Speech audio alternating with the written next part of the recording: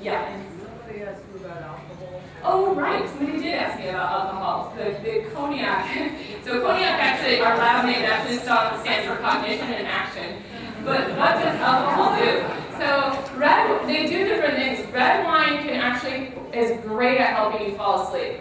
The second half of that story that people often miss is it makes you wake up a lot in the middle of the night. So alcohol in general will fragment your sleep and reduce some of these sleep stages. It just depends upon the timing of it and how much you have. But in general, it's a negative.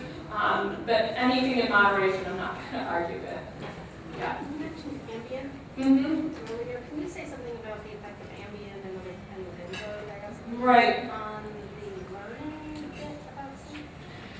So that's part of a lot of the sleep medications can also affect the memory areas of your brain. And so there's a complication for the different types of sleep medicines as to whether they're giving you some of the benefits and how the benefits come about. So Ambien and Lunesta and some of the other current sleep medications have this terrible side effect of impairing your memory.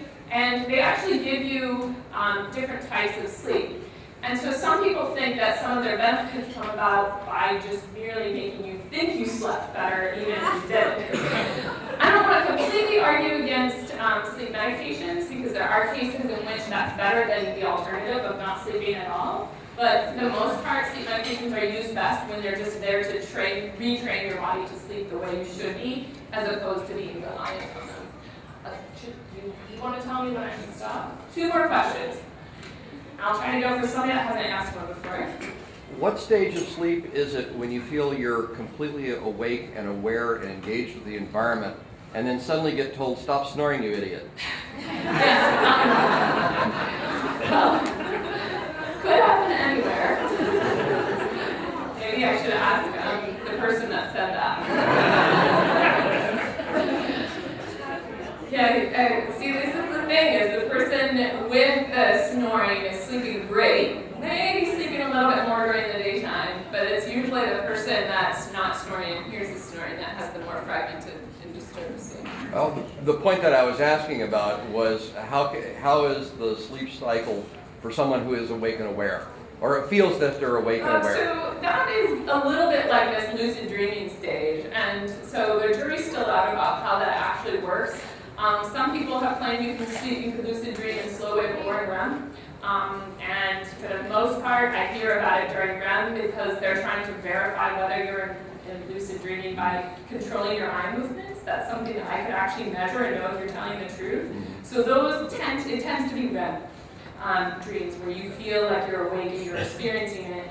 And the check is sometimes, if you want to know that, is how late in the night did it happen. In general, those REM dreams happen in the last 2/3 of the night as opposed to the first third.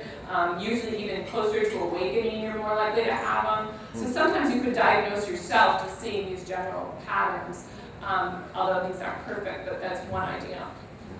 But if you have one earlier, is it still a REM? If you have it, it's possible to have REM earlier, and I'll admit, not looking at anybody when I say this, we tend to see more early REM in older adults than in young adults. So that would be another, caveat on that. I see a question. Okay, am I already up to 2? Last question. So, why can you not fall asleep with your eyes open? Oh, well, so that's partly because of these things that your brain, you're losing muscle tone, right? So you're losing muscle tone and your eyelids to stay open need muscle tone. And so that's why your eyes closed. And some people have had theories that that's a protective mechanism. That in order to consolidate the pure memories and not get distracted by other things, maybe we need our eyes to be closed. So there's different theories as to why, but for most part, that comes about by losing muscle tone across the whole body. So that's it for questions. And we have a great raffle now.